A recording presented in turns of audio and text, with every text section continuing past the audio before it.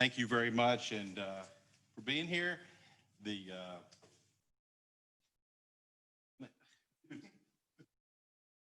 we go. All right, we're going to start off before we feed the pig today. And this is my luck, I guess. As you know, I like to surprise our members with stuff I find out about them or honor them in some cases. And Ted Burns is my pick today. And there's a certain reason behind that.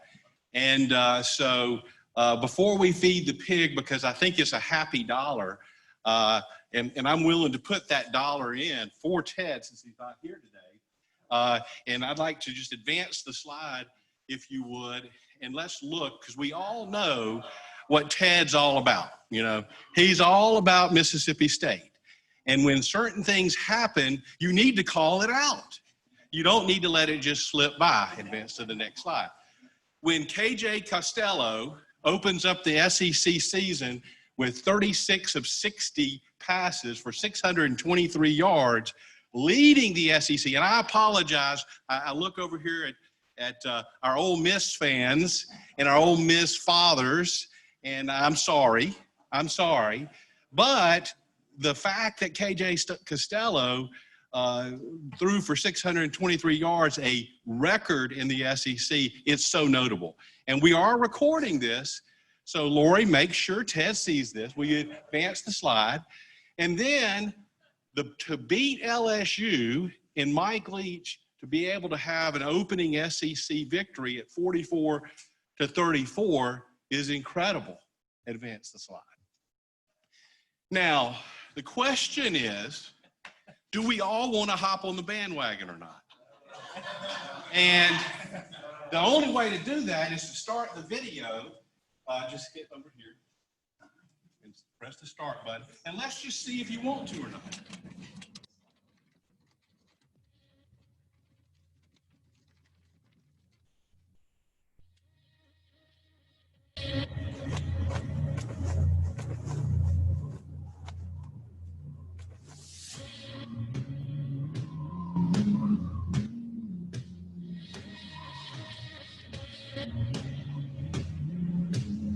Looking for a bandwagon? Hop on.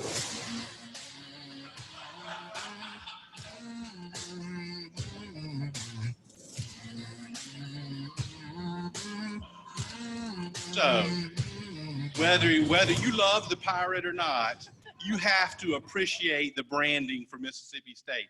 And Lori, please tell Ted that as an Auburn graduate and as an Auburn lover, that hurt to put that together. And for these Ole Miss guys in here, I know it's very painful. But all it takes to get on the Downs bandwagon and get on the Downs spotlight is to have a big victory. So Garrett, make sure that your folks know that. That's exactly right. So again, we are at the Feed the Pig. I started it out.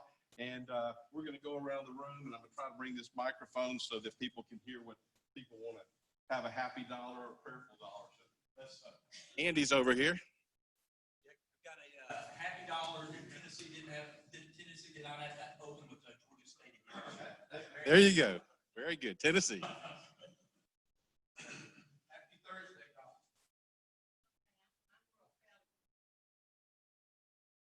Oh, yeah, Kansas State.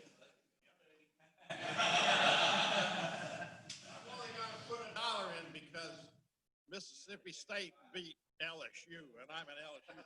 Sorry. I have some catching up to do, so I'll do 20 for Hail State. Hail State. Football season. Okay, I'm putting several in. One for Ted. Garrett, congratulations. Football is back, and just because. Garrett, congratulations, because he's married now. Hey, Garrett.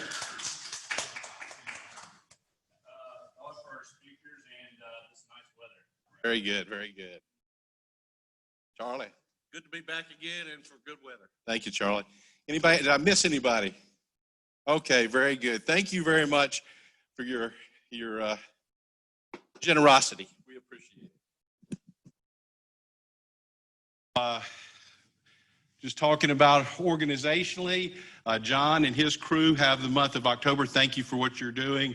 and what you will do through the month. We have a very busy month this month. The next month, Troy, you and your team get together and help us organize through the month of November.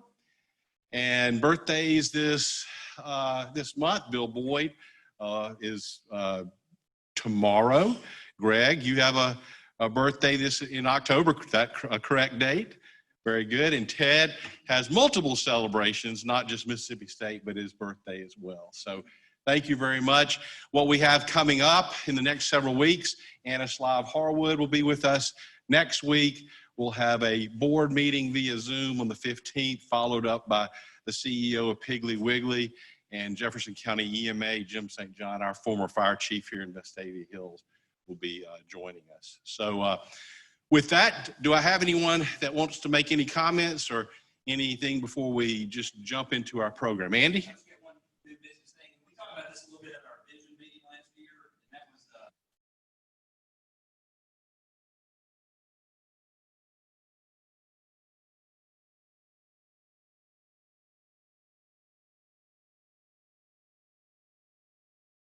times by the time you get January on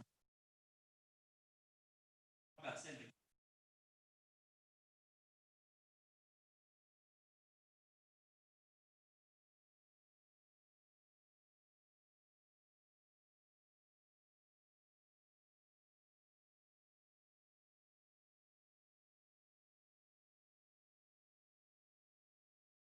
If you'd like to help. For those remote, Andy was talking about sponsorships with the first responders picnic and starting a little earlier. So we'll work on that, and I'm going to volunteer on your committee, and we'll move forward from that. John Henley has something to say. Well, I just want to, this is my first meeting since we've had the e-recycling and everything at the chamber.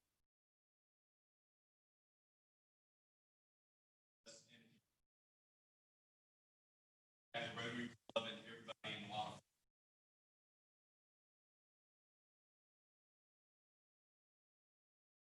Attendees, John was talking about a big thank you from the Chamber of Commerce. He serves as the volunteer lead of the chamber this year, and last meeting we had a very nice thank you note from the chamber that we read, and it's very, very well received.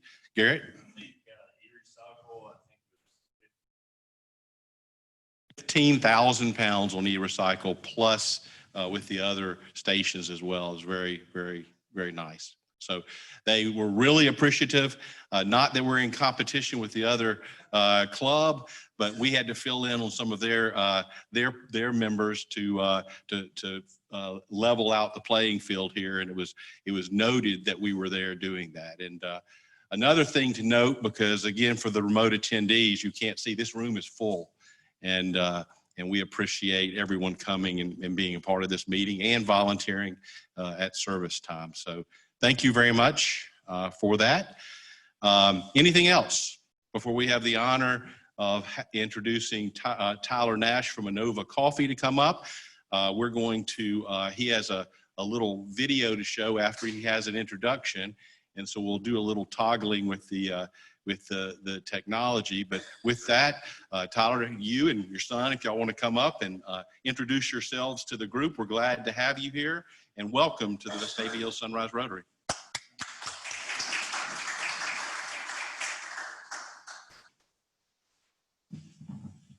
Good morning. Privilege truly to be here. And to the thousands of you that are streaming, is that what you said? That's right, thousands. Yeah. So welcome to you all as well. This is my son, Harris. He has given me 4 minutes, so I'm going to start this timer, and then he's going to take the rest. No, he'll give me a little bit more than that. But so happy to have him. Were it not for the coronavirus, he would not be living in Birmingham these few months. So I'm very, very grateful to have him. Special to be here in Vestavia. I live one lot away from Vestavia. I'm contiguous, but not in the city because I'm old and my kids have gone away. But I grew up here, it have great memories even as we were driving over from Altadena area through my old stomping grounds. And my dad was a successful businessman, I think by most standards. We grew up on Vestavia Drive in what I thought was a really nice home. The people that bought it from us, from our family, tore it down. So that was a little bit offensive. But they built something, wow. Yeah, really nice. So kudos to them.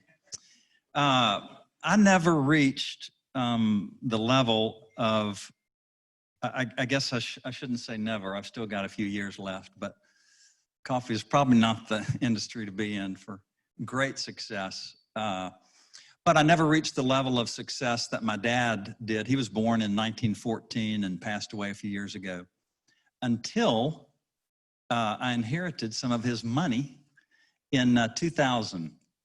I had been in the sales type business, working with Sherman Industries. And he was still living at the time and decided to dissolve a trust. That's the great thing about money. I think you'll agree, it's relative. To me, it was a lot of money. It might not be to you, but it's relative. How you look at it, how you use it. And so almost overnight, I thought, wow, I'm an investor. Look at this. I'm clearly an investor. I spent 12 years learning that I wasn't an investor. During that time, maybe 5-6 years in, I'm not sure exactly, it began to dawn on me, and others would feed into this idea. Tyler, you're not doing well with this. But for me at the time, and this was just this was 7-ish years ago, I was so insecure. I still deal with that to a degree, for sure, but even more back then. So insecure, I was just really paralyzed. I could not get myself to the point to say, okay, I'm failing at this. Let me just salvage what's left and regroup. So the bank, they helped me do that. We were at Wells Fargo in their private banking division, and this was not funny at the time. I called one day and they said, well, you know what, we've moved your account, what's left of it, to the general population. I said, okay, well, that was a sign that things weren't going well. But the bank helped in some other ways too. They said we'd built what we thought was a very nice home on a couple of acres in Altadena, and the bank said, bro, you need to sell that before we come in and just take it. Just let's move it on. So we did. This was, as I say, about 7 years ago. Moved into a rental house. And that is not the end of the world. Living in a rental house at 50 is not the end of the world. But in my peer group, you own rental houses. You don't live in one, in my peer group. And so there was a lot of shame that went with that. And so we were just starting over. And so really based on my level of self-confidence, I heard about a coffee shop that was opening in Hoover. It was called the Neighborhood Brew. Great couple that started that. It's now closed, but, and I thought, well, maybe I could do that. Maybe I can pour coffee and grind coffee beans. So I did start working there at 50, and again, not the end of the world, but in my peer group, you didn't clock in and then clock out. That just wasn't the way we were wired. And so again, a lot of shame with that. I would go in about 4:30, open, work till about noon. I would go home and nap, and then I would just go work for people in their yards, friends, friends of friends. And what began to happen, particularly at the coffee shop, I will say with real grace and help from God, I began to get over that shame. In a sense, I was exposed in a moment. You know, the successful, independent, wealthy guy was gone, and people would walk in the door that I knew, and it was just this moment of, wow, is this great? Is this yours? Is this like a little hobby you're doing? Hundreds of times. And I'd say, no, this, you know, I'm just working here for the Grossmans. That was so good for me to say that over and over and over. And over a period, I don't remember, weeks or months, I began to get over that shame, and I discovered, wow, I love this. Give me a space, and I can be very intentional about it. I can be very organized. I can develop systems. And I love, this is not because I'm particularly giving or religious. I think I came out of my mother's womb in '64 with this gift of wanting to take care of people. It was just part of my nature. And so I discovered that, or maybe rediscovered that in this coffee shop. And so began to really, really enjoy what we were doing there and helping Craig and Michelle. And so I was there about 3 years, and began to think, I would love to do more here with them, maybe buy in, buy out, or maybe something on my own. So we pursued a couple of things that there was never going to be a good fit there. And so what we decided, if my wife were here, I would be sitting over there. Y'all would not want to hear from me if you had the opportunity to hear from her. She is not huge in stature, but her marketing genius, her personality, her gifting with people is unbelievable. So we decided to open our own coffee company, not shop. We didn't have money for a shop. We had, as you know, we had no money at the time. And so here's what we decided to do. And Jeff, if you can cue this video. This is something that someone did for us.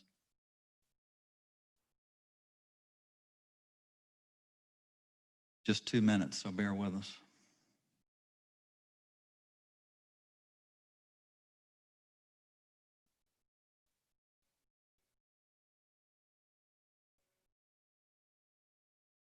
It's low initially.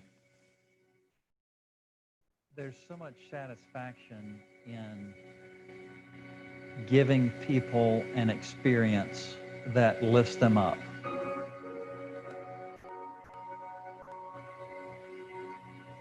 Well, I think that the passion here is to serve people, creating an environment, serving a drink that brings people together to make people feel comfortable, because that is Innova.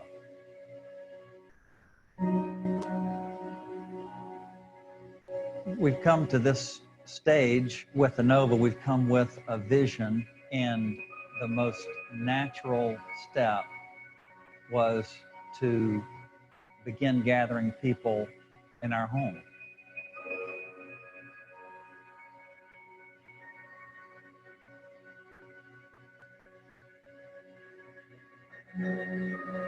So for the foreseeable future, we'll be hosting gatherings on Saturday mornings, 7:30 to 10:30, and just invite you to come and see what we're doing.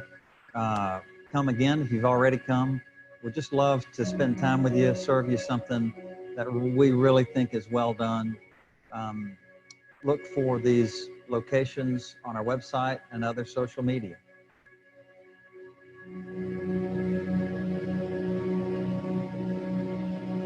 So that was January of 17. That's what we had. We had a logo because of my wife, Anna. We had a website, and we had our rental home.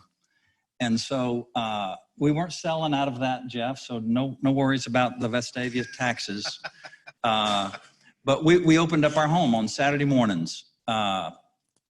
Harris came down with some friends that day, actually, from Chicago, to help us rearrange our home, to have sitting areas like a coffee shop.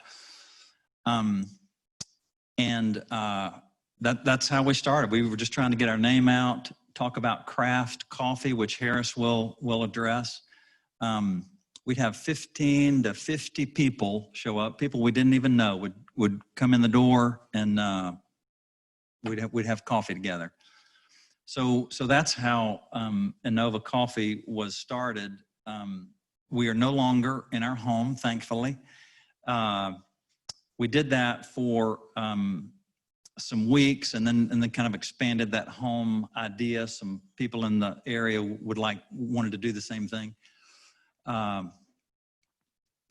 Ended up visiting with a developer, Jim Nevins. Don't know if any of you guys or ladies might know him, but a great guy, is in the multifamily business. And he had developed something in that Vestavia area called 4700 Colonnade. And I just met with Jim and I said, we want to open something in the area. Can you just share demographics? Anyway, as it developed, they had a clubhouse, which is unlike any I've ever seen, very high end. And he said, look, we've got this space. If y'all are doing pop-ups, you're welcome to do that here. So we'd bring boxes in 1 day a week. And anyway, that grew to now 6 days a week. That was 3.5 years ago. Let me tell you a parallel story as I wrap up. During our financial time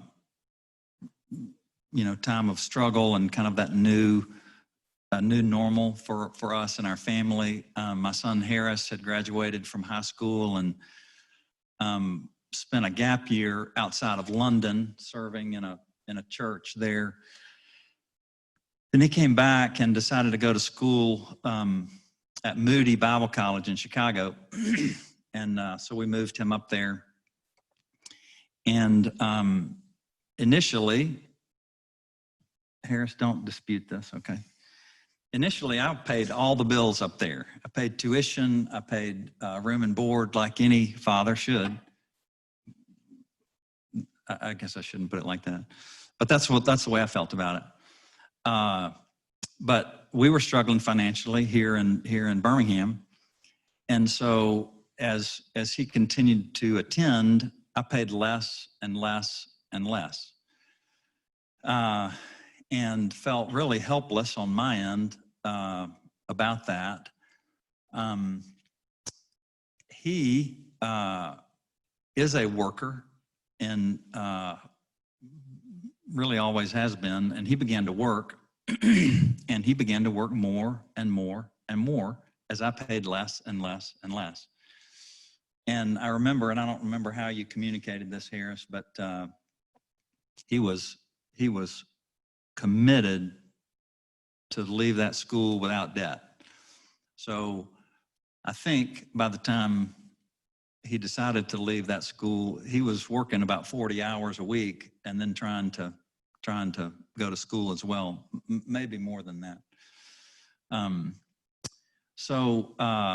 But his work led him into coffee. And okay, can we just put that aside for a minute and let me have just 2 more minutes? So he decided to go into coffee and ended up working with an owner up there, Tim Taylor, who is unbelievable. That guy is a perfectionist. And I think Harris would say not easy to work for, but learned so much. So this is not the, we have a coffee business here in Birmingham. Harris, come on back to Birmingham and I'll show you kind of how that's done. This is a role reversal. Harris has been my mentor in coffee. And right now, he is an underpaid, very high-end consultant for Innova Coffee. He does get some room and board from my daughter. But that's a delightful window of time right now, as I mentioned. But he began to mentor me in craft coffee. And as I said, he and some friends came down to help us launch Innova. So his career, the last 7-ish years, have taken him to 6 or 7 countries, all coffee related, visiting with farmers. He has judged coffee competitions, countrywide coffee competitions in different countries. His last 8 months have been spent in China on a coffee farm and doing some other things. So it's just a delight to have him here. He'll tell you some things that I think would be of real interest to you about coffee. I'll wrap up. We're in Altadena, right by Slice Pizza. It's the apartment community called 4700 Colonnade. And we'd love to have you. If you mention the Vestavia Rotary Club, we give you a nickel off any purchase. So come on. All right, happy to introduce Harris to you. Man, that's pretty humbling having my father introduce me like that and share, because and I didn't plan to say this, but y'all, that, like, I mean, you can talk about what a male leader, father figure should look like, or the ideal, and I can tell you that in my first 15 years of life, where we had money, house, all, cars, everything that we needed and more. I would say that I've seen more of a leader in my father in the past, 13 years of my life after that. And that's when we wouldn't, if on paper you would say, if you just looked at him and what he made, or what job he was working, or how much we had, people would say, oh, was he really leading your family well? But I can say without a doubt he was. And so, when he talks about me mentoring him in coffee, like, that's very much just within skills within coffee, but I've been mentored by him my entire life. And in the last 13 years has been within this idea of leadership that I would stand behind till the day I die. That comes from a place of humility, and comes from a place of like honesty. And, sometimes that comes with money, sometimes it doesn't. And it comes with struggle no matter what. We all know that. So I'm just very humbled, and it's neat, the journey that the Lord has taken us both on, because even throughout those, struggles, if you will, I honestly see them as like big growing points for our family, for myself, for my father. That is where we got the closest, and when we really got, you learn who you are in those times more than the times where you don't have to think about struggle. And so all that to say, catching up on his story, he didn't share the part of the story where I was at Moody Bible Institute for 2 years, and really learned a lot and connected with the Lord there, but felt a call to step into business. And at that point was working 3 or 4 jobs, and one of them was within coffee. And this guy said, hey, I want to give you an apprenticeship. You'd have to drop out of school, but I'm going to teach you how to roast, how to manage a coffee shop, how to run a coffee company. And so I remember one day, like, I'm going to call my dad and tell him I'm dropping out of school. That's not a fun call. But he said, let's talk about it. And if this is a wise move, like, I support you and know where your heart is. I know you're a hard worker. And that was back in 2014. And ever since, I ran one company in Chicago, then took over another one. I opened up I opened up about 10 coffee stores with people. I helped consult to open up coffee companies. And that's all because of leadership and mentorship that I got from coffee people. And like you said, I've had the amazing opportunity to travel to 8 or 9 countries now to visit coffee farmers and to see this industry. And that's not to pipe me up, but more just to speak about the opportunities God has given me. And so what I want to bring to you in these last few minutes is want to bring you into a quick little journey of what it takes to make a cup of coffee. First, can I see show of hands? How many of you drink coffee on a fairly regular basis? All right, so there we go. That's 100% of the room, and I mean, in most rooms, you're talking 90 to 95%. And believe it or not, that goes almost worldwide. You're looking at 70+%. I think it's about 2.25 billion cups of coffee every day or drink around the world. And so it's wild that we're all connected to this, but y'all, I'm still learning. Like 8 years, like even in the last year, I lived on a coffee farm. I decided to quit my job and actually go invest in this work to do a full coffee harvest, start to finish, growing, picking, processing, exporting coffee so I could really learn it and be able to come back and speak to what these farmers go through. So quickly, a journey of a cup of coffee. And I'm gonna speak to the end about how many people are involved, but you've got someone who plants a coffee plant. It takes 3 to 5 years before they even get one single coffee cherry. So that's a fun fact. Coffee is actually a fruit. It's a cherry, and inside the coffee cherry is 2 beans, and those are the beans that you see that you grind up at home. So someone plants that, they have to wait 3 to 5 years every year, fertilizing, taking care of the soil, taking care of pruning. After that 5th year, all right, we can get a decent harvest this year. Someone has to pick those coffee cherries, and on the bush, they ripen like lots of cherries, but they ripen at different times. And if you pick a green coffee cherry that's not ripe, it won't taste good. You have to pick a red one. So these coffee pickers have to go out and pick individually with their hands. So everybody drinking coffee in this room today, all of your coffee has been hand picked. For one person in this whole span I'm going to talk about, it takes them 15 minutes just to pick enough for 1 cup of coffee. So then they put it on their backs, and I've seen like 12-year-old boys carrying like 100+ pounds of coffee down a mountain that I couldn't even walk down with 0 pounds of coffee on my back. And sometimes I was in East Africa, and this one guy, we were like, you're doing coffee over here, but the mill is all the way over there. What are you doing? They're like, oh, well, we walk it. And it was like 5 miles. So they'll walk 5 miles like 2 times a week with hundreds of pounds of coffee on their back, and they get their entire family to do it with them. So once they get it to a mill, someone receives that coffee and pays those pickers for the coffee. That person then sorts out all of the ripe cherries. They pass it to another person who pulls the skin off the cherry and gets those beans out. Someone has to then wash those beans to get the fruit off. Then someone takes it down, and this is the work that I was doing. Every day for every 2 hours, you have to turn those coffee beans to make sure that they dry evenly, or they'll start molding. So someone does that, then someone else comes and bags up the coffee. It was very humbling. There was a 85-year-old man that I worked beside, and he outworked me every single day of the week, and that's all he's done for his entire life. So then they pass it to someone who then, takes it down the mountain to another mill where they take off the last little bit of coffee and get the bean that is going to be roasted. They take it to the port. Someone ships it. Someone drives it across the ocean. Someone imports it into America or whatever consuming country.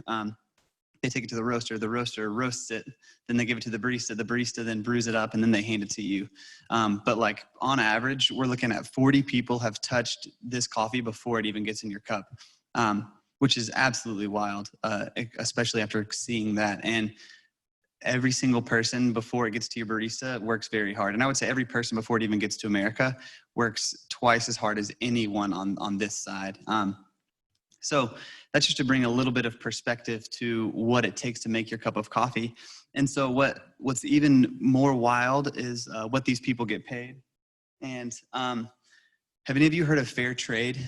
So it's a term used, and it can be used across industries. It's in coffee. It's also in beans and vegetables. But fair trade is a step in the right direction. It's kind of like minimum wage, if you will. But we're going to set a price that all coffee farmers need to get paid in order to make a fair living. But what if you were to set a minimum wage for the whole world at one time? That would definitely not work because of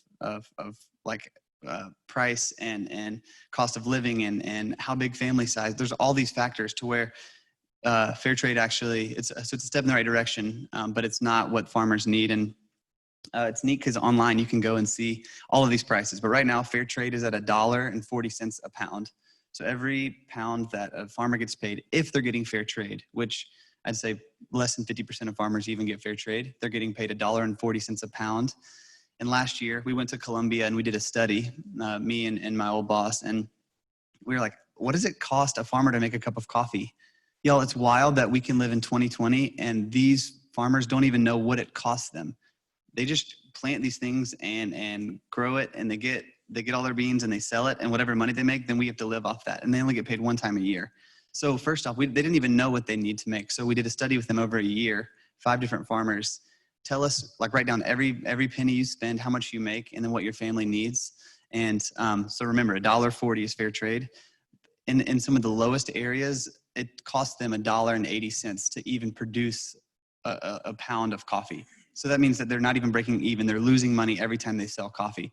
So they're wondering why this isn't working, for them and their families. So what it looks like is their kids don't go to school. Then what it looks like after that is, you live off less. And so, again, I don't mean to bring the weight of this, but it is pretty heavy. And but what's neat is there are changes that are happening currently. And so I want to share a quick story. There's a lot more I could talk about. I want to bring a couple facts to you first, but I had the privilege of going to Colombia last year, and we went and met with this farmer and his father. His father's name is Bernardo Chavez and Nelson Chavez, and his father is in his 80s, in his late 80s, and is still producing coffee and is still carrying all that coffee down the mountain.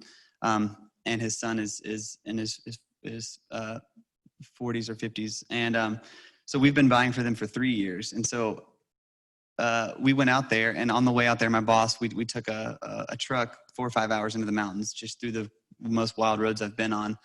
My boss on the way out there said, "Hey, we probably won't even get to go to the farm. They don't trust us." And I was like, "Why is that?" And he was like, "Because they've been taken advantage of so much. So many companies, especially these bigger companies, whether it's Nestle, Maxwell House, Folgers, will come in and sign contracts so that they can guarantee they have what they need to fulfill their orders, but they don't care what happens on the other side." So say something like coronavirus happens, we aren't getting as much orders these days. So what we do is, we don't buy as much from that farmer, but that farmer gets paid one time a year and is in a contract saying if they sell their coffee anywhere else, that they will lose this contract with Nestle or whoever it is. So all that to say, he said, this farmer, Nelson, and his dad don't trust us, but we're trying to gain that trust because their coffee is amazing. And we think this area has a lot of potential. They have a lot of neighbors, and these people could really benefit from us buying their coffee. So we get there, and thankfully, Bernardo welcomed us up the hill. So that's the first step. We walk up the hill, and Xavier's like, "I've never even been this far." But this is his 3rd year. He goes out there every year, and they meet them at the bottom of the hill, and he just says, "Okay, what are you going to pay us this year?" And Xavier says, "Here's how much we're going to pay you. Here's a down payment. Here's what do you need? Let's have a conversation." And Xavier, my boss, is actually from Latin America, so there's a really neat connection point. So we get to go up the hill, and Xavier's like, "This is wild. I didn't even think we get to see their home." And so then at that point, we walk the farm with them, and I'm talking to y'all like they live on a mountain. I'm in decent shape, and I could barely even get up the mountain. I was like sliding down, trying to like climb up, and this is where the coffee's planted. And I look ahead of me, and there's, his 85-year-old dad is walking up, and then Nelson's walking backwards up the mountain, talking to me about the coffee. And so it just brings perspective to how hard they work. But what I did is I brought a bag of their coffee, because we name all of our coffees and this, when I say we, this is a company that I just stopped working for in Chicago, but a company that my dad has used in his coffee shop. He's used our coffee, so there's a tie in there. So I got a bag of his coffee. I brought it because it's got his name on it. It says Nelson Chavez or Bernardo Chavez. So I brought a bag of their coffees, and after hiking the farm, they invited us into their home or onto their patio. And I was like, "Xavier, I wonder if we could make a cup of coffee." I brought, like a little small coffee kit. And Xavier's like, "You should go for it." So he translated and said, "Hey, can we make you a cup of coffee?"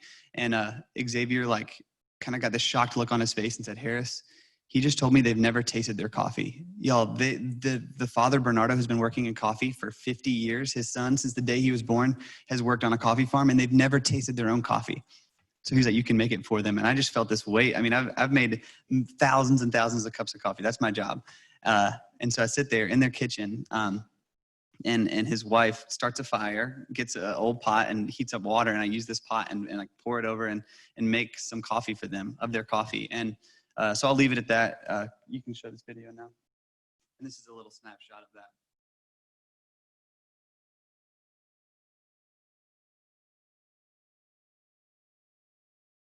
And then you'll see that in the background in a minute.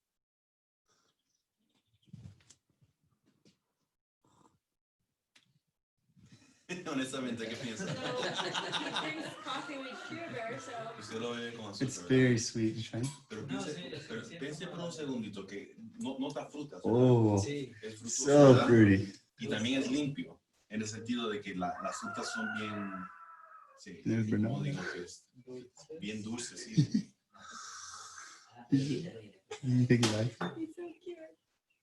Bernardo, venga.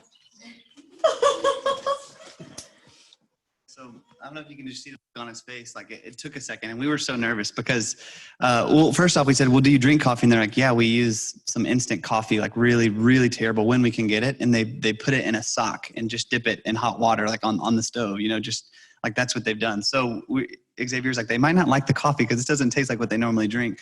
So he took that sip, and it felt like 10 minutes where you're just like, is he going to like it? Like, and then he just gets that smile on his face. And what he said is, this is the sweetest coffee I've ever tasted. This is the best coffee I've ever had in my life. And like, y'all, I got pretty emotional in that moment. And so did Xavier, because it's like, this is why we do the work we do and why we fight to get out to these areas to help these people. And what's so neat is that this year, so we paid Bernardo and Nelson more and like jumped on a bigger contract with them. And they came to us this year and said, hey, we have all these neighbors who have coffee too. Could you buy their coffee? Because we want to help them get paid more. And so there's this trickle effect. And that's not because we are the saviors, just because we're supporting people like Nelson and Bernardo who work very hard. And then from there moves out. So all that to say, if I could leave you with one point, it's when you drink your cup of coffee in the morning, think about where it comes from. And this isn't to feel any shame or any like, oh no, I need to. There's, everything these days, it's like, how can you ethically do something? You could, everything you do, you could be doing it wrong because there's a better way to do it. But it's not about the shame. It's more about knowing there's faces behind this coffee. There's people who've worked very hard behind this coffee. And so for me, my challenge, and it's been neat to step into this industry and to go so deep. And then now to do it with my father is, we'll go in on some mornings and when it slows down and no customers are coming, we'll make a quick cup and we'll taste it together and talk about the beauty of where it came from and what it tastes like and connect on that level. So yeah, my challenge to y'all is when you take a sip of coffee in the morning, whether it's on the way to work or at home or at work, remember that 40 to 50 people have worked very hard to get that to you. And yeah, how special it is, what's behind that. And if, I don't want to give an action to say, okay, here's how you need to change, but more if you do want to support people who are working with farmers and paying more for coffee, there's some amazing people in town, Seeds Coffee, Nonfiction Coffee, and then obviously Innova Coffee. Yeah, we have this amazing privilege of being on the consuming end of this hard work. And what's neat is we don't have to feel shame about it. We can actually drink. So if you're drinking Innova Coffee right now, you can take a sip of that and be like, wow, this is awesome. These people were paid well for this coffee, and we can enjoy the fruits of the labor from the whole process. And yeah, so thank you all for listening. Yeah.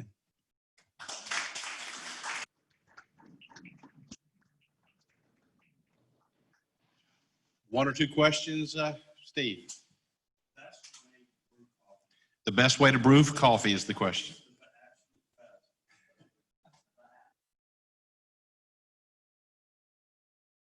Can you come up and speak to? So I get that question probably 2 times a day for the last 8 years. There's no short answer. Short answer, a French press is great. I mean, even an at-home coffee maker is not a bad option. It just, it's the coffee that you put in there. But I would say, like, if you want to take a step up from a coffee maker, a French press is great. Or if you want to move into the pour-over realm, it gets a little more in-depth. You need more equipment, a Chemex or a V60. But French press is an awesome move, and I think the process of making coffee is really beautiful in itself. So like a French press is neat because you can dump it and press it and pour it and serve it to people. So yeah.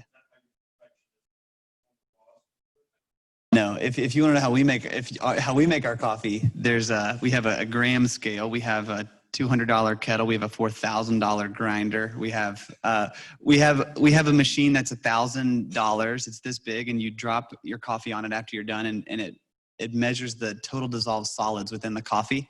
And then we get an extraction percentage to see if we brewed that coffee.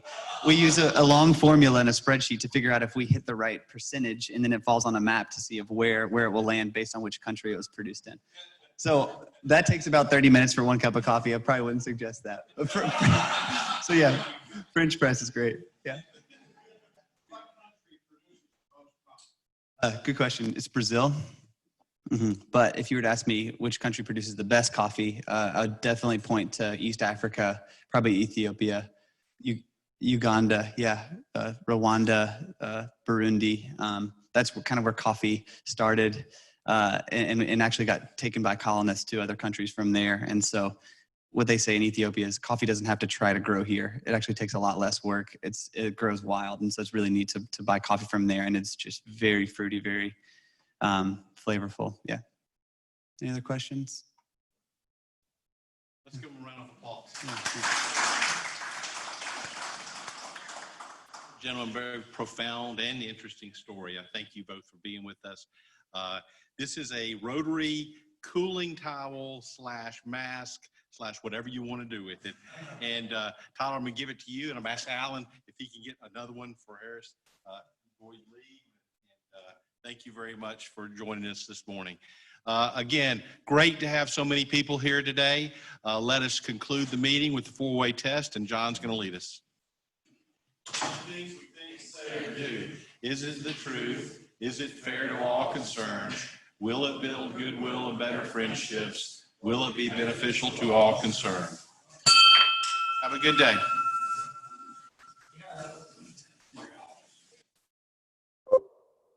I'm gonna try to figure this out one day.